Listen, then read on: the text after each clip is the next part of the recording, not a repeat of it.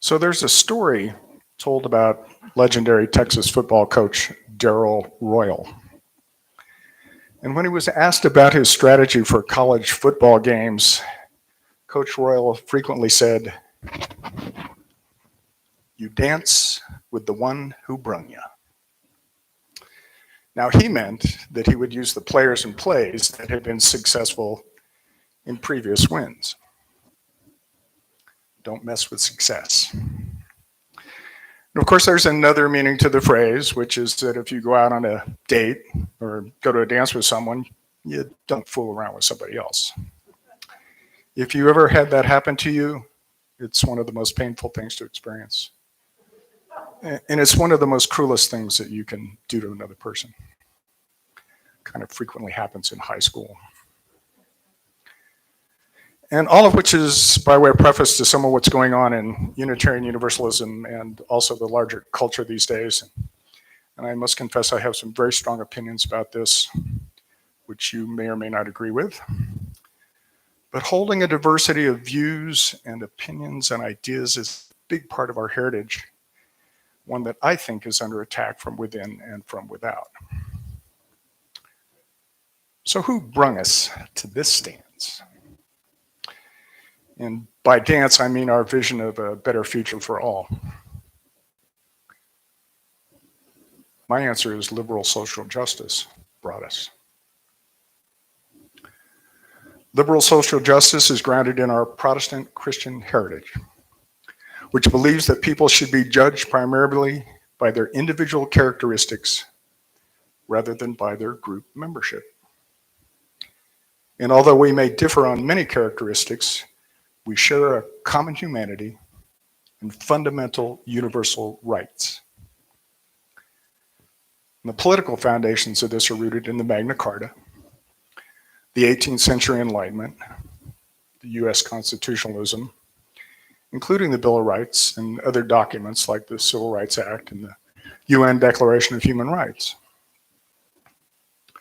Liberalism seeks limited government with democratic elections, protections for freedom of the press and speech, separation of government powers, separation of church and state, legal due process, and equal justice under the law. Critics are invited to engage in civil debate and to pursue and evaluate different viewpoints. It believes that laws of nature exist independently of humans, and that truth can be discovered by empirical observation and experimentation and is subject to revision with new evidence. Liberalism also believes that we all share a common human nature and that our common humanity trumps cultural, philosophical, and religious differences. That worldview brought us to where we are today as a religion and as a country. And like all philosophies and all systems of government, it has flaws and weaknesses. And it can and will be corrupted and abused by the powerful. That's an old story. And yet it has taken us from a world of unquestioned obedience to state and religious power to one of greater freedom for all. So I want to contrast this with critical social justice, popularly known as wokeism, which is a word that none of us really like, but we all seem to end up using for lack of anything better.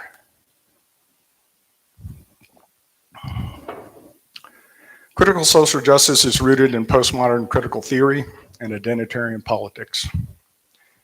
And it posits a pretty simplistic model of society in which people are primarily divided by their race and/or gender, or a couple of other defining characteristics, and that are ranked and allocated certain resources depending on their identity,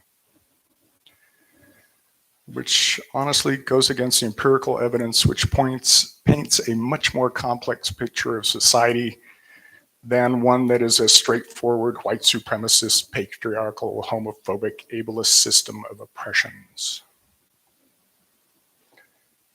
Disagreeing with this conception of the world cannot be a legitimate alternative viewpoint about how society works, but is a symptom of complicity or fragility. Debates are rhetorical power struggles, not a way of discerning truth through dialogue. Viewpoint diversity is not acceptable. Only the diversity of race or gender or maybe class sometimes. Critical social justice advocates believe that human behavior is socially constructed, and it's best explained via the lenses of learning theory and social constructionism and cultural determinism. Humans are born a blank slate, and there's no such thing as human nature. And with proper socialization, utopian societies emerge. It is worth noting that every attempt to create utopias that we know about has shipwrecked on the reefs of that non-existent human nature. Truth is also socially constructed. Truth is subjective, and objectivity and reason are tools of the oppressors. You may or may not agree with these analyses. I've compacted a lot into some short paragraphs. But these are two wildly different ways of looking at and interacting with reality and other people. And I want to quote trans author Tara Ella, because I think she breaks this down really well. She's a real defender of liberalism, and when she writes this, I think the conflict between woke and anti-woke is essentially a conflict between cultural systemism and those opposed to this worldview. On the systemist side of the woke, who believe that our culture primarily consists of interlocking and mutually reinforcing systems of oppression, and that to liberate women and oppressed minorities, all these systems need to be deconstructed and dismantled. Okay. On the non-systemist side are liberals, conservatives of both the libertarian and authoritarian stripes, and even the progressive social justice warriors of the 2010s. People on the non-systemist side have a different and conflicting views of what culture is and what it should look like. But broadly speaking, they believe that it is ideas rather than systems of oppression that create and influence our culture. Wow. Note that non-systemists don't always deny the systemic nature of some of the discrimination present in society. We just don't believe this is a good primary lens with which to analyze and change society. For example, for wokists, white supremacy is a system of oppression to be dismantled, while I see it as a bad idea that needs to be defeated in the marketplace of ideas. In the case of draconian abortion bans, wokists see them as a product of the system of patriarchy, while I see them as the product of religious authoritarianism, an ideology rooted in unsound ideas and assumptions. Non-systemists also have different reasons to oppose systemism. I believe that cultural systemism is bad because it inherently denies the power of ideas, the importance of free will, truth, and morality, and ultimately our personal agency to make society better.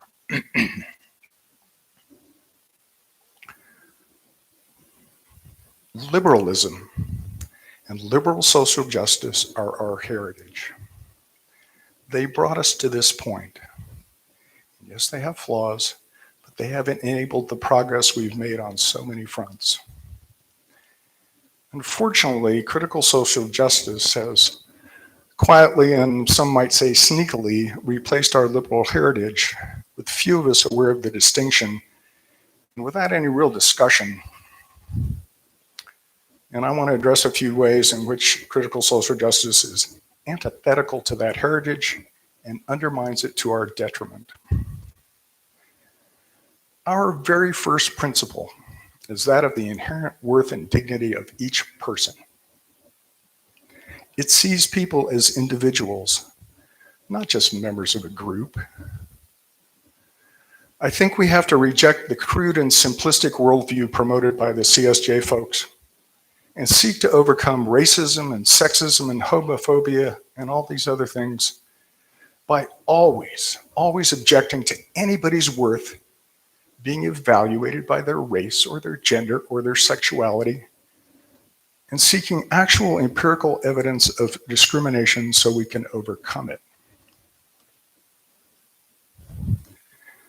Quite frankly, subsuming individuals into a group identity of any kind and ascribing characteristics and motivations to them based on that identity is what we've fought so hard against for centuries.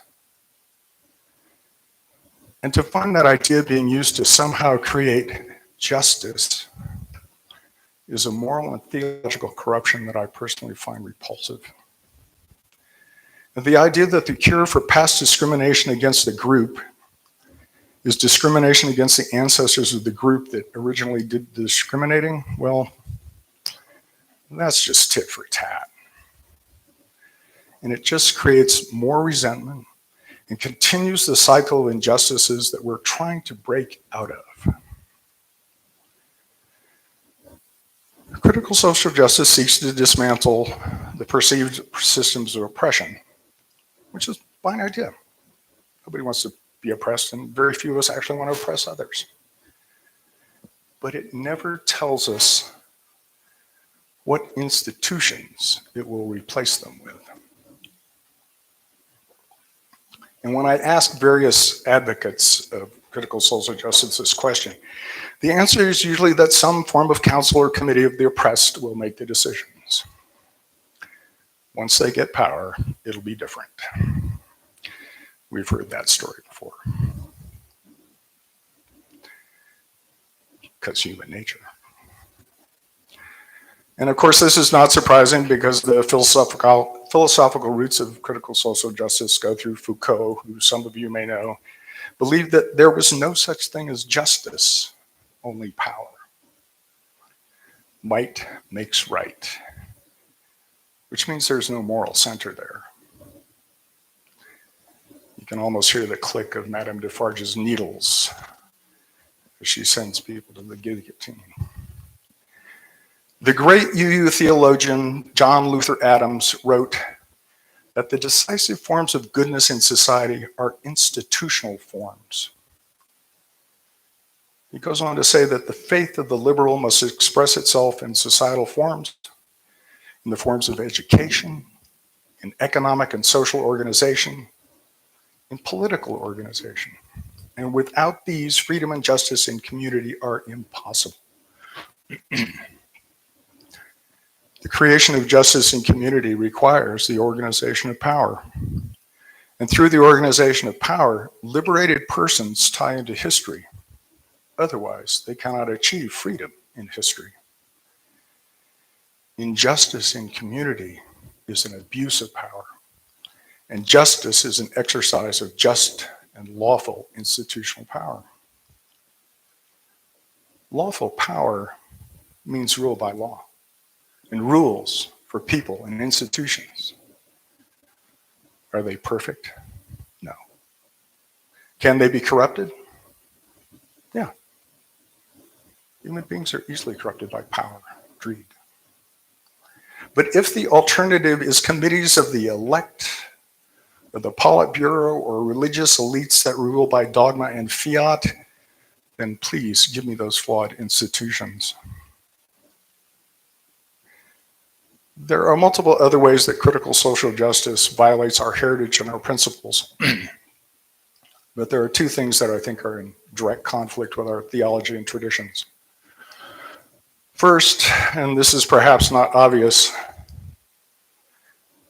the trust necessary for the larger social good is not possible in a world that is seen as solely based on systems of oppression. To put it simply, this lens not only corrupts all relationships, it just devolves them into the war of all against all. And it ultimately divides rather than unites and leads nowhere religious people want to go. Because the only question in such a world is, are you with us or against us? And my answer is neither, and oi, piss off. Sorry, I'm a punk rocker.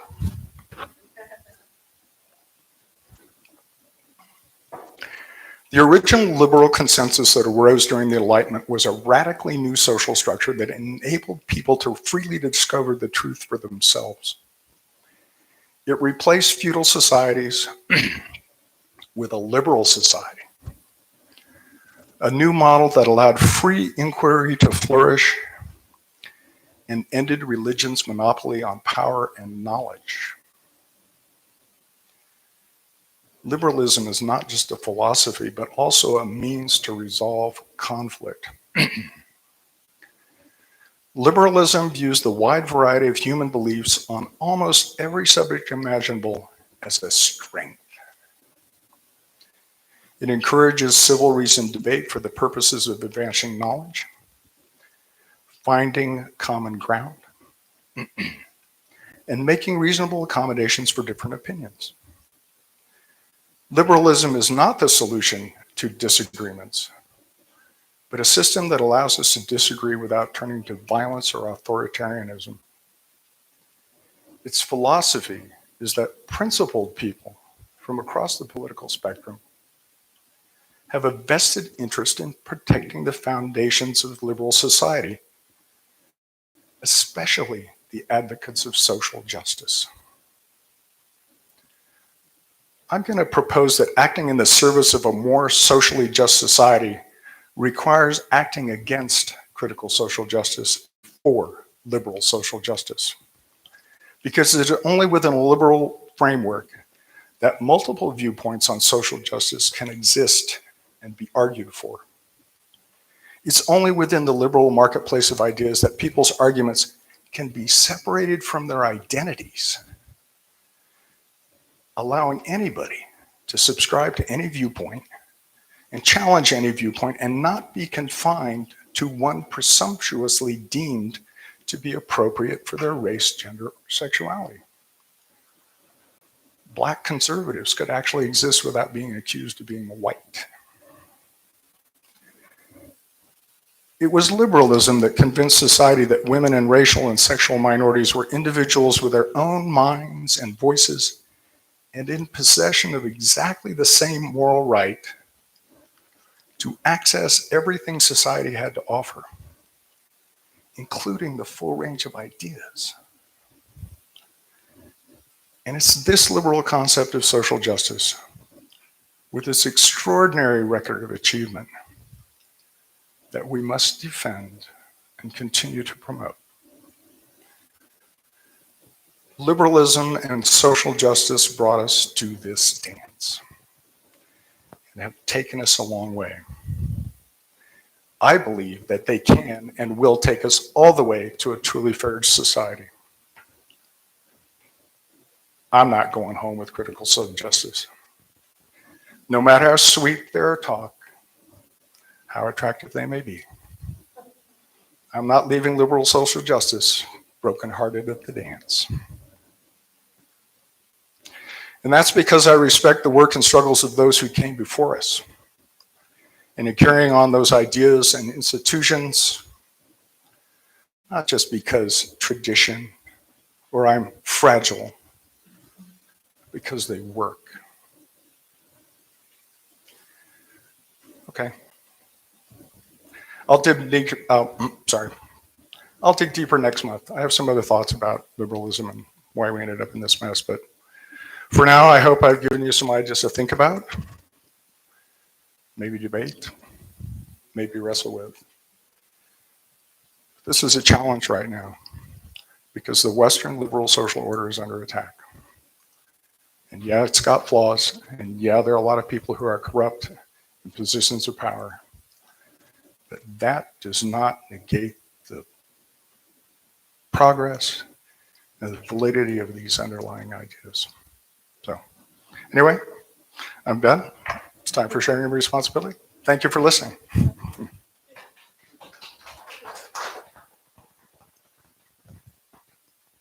And it is that time for the sharing of responsibility. And while we are collecting and passing the basket, we're going to have Rachel, Ken, play again. Rachel.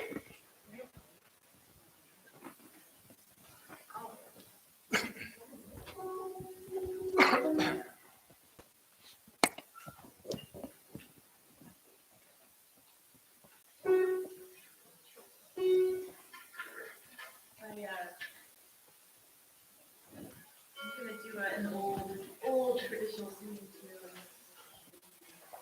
called Long-Time Traveler that actually goes back to the shape note singing times with church music. And I think the shape notes were just something that was created in the States. For people who couldn't read music in the churches, different shapes represented different singing intervals, and it was easy for people to learn music.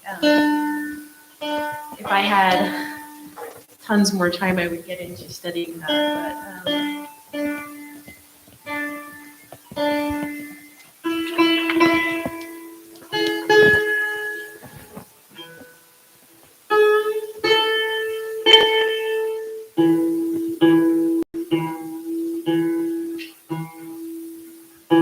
So this is a tune that was not really written by no single person wrote this one. This is an old traditional Appalachian tune, Long-Time Traveler. And, I think it's a somber tune, but, take of the message, what makes sense to you.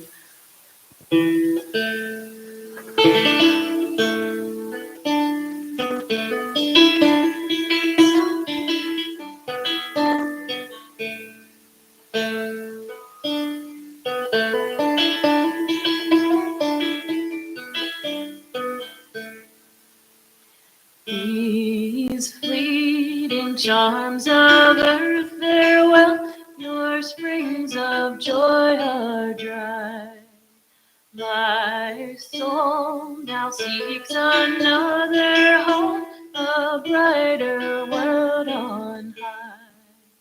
I'm a long time traveling here below, a long time traveling away from home. I'm a long time traveling here below to lay this body down.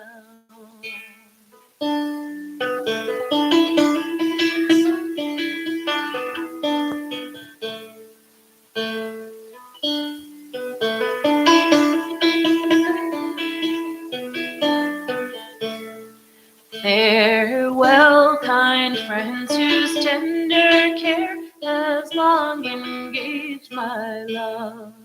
Your fond embrace I now exchange for better friends above.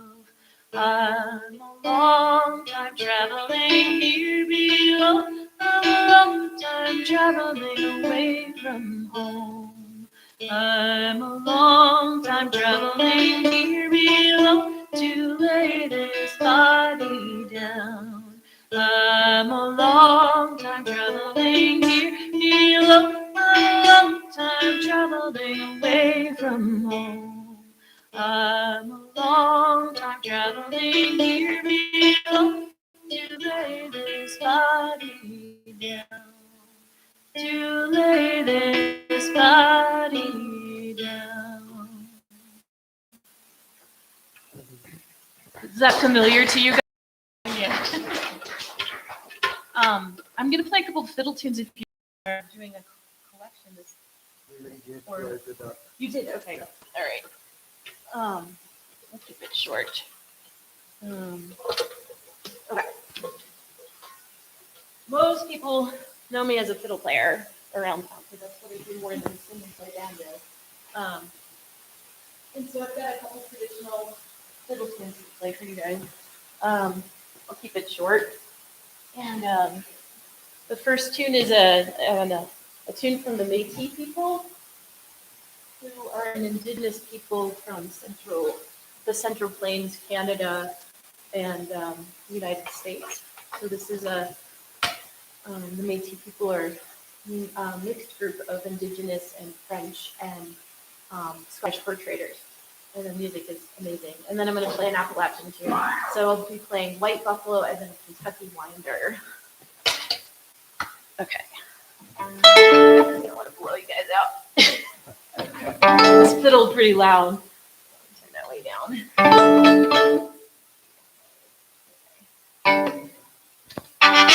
It's still too loud.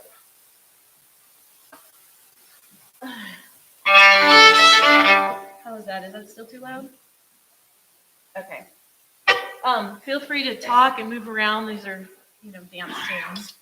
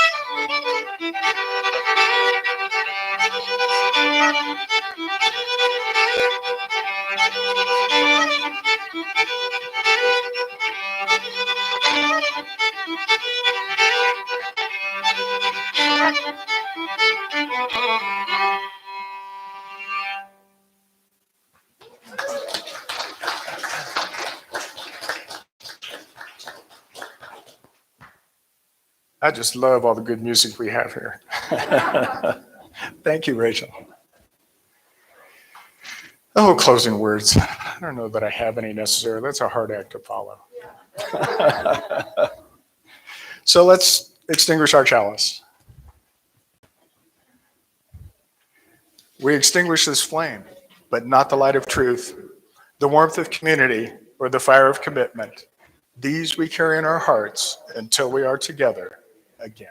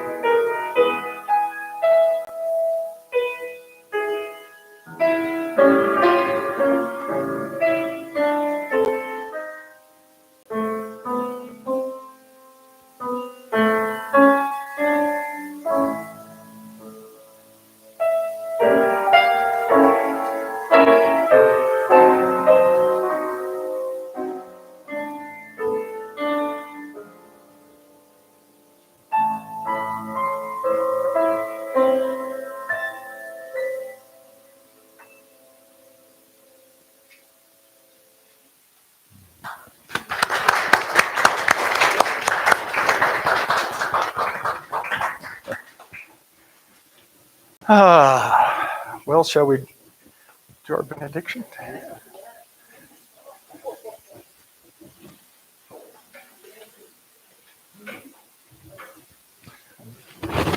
Join hands. Topologically, it is a circle.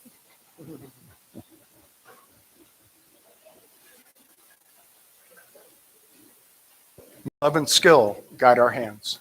May love and skill guide our hands. May love and courage fill our hearts. May love and courage fill our hearts. May love and wisdom light our minds. May love and wisdom light our minds.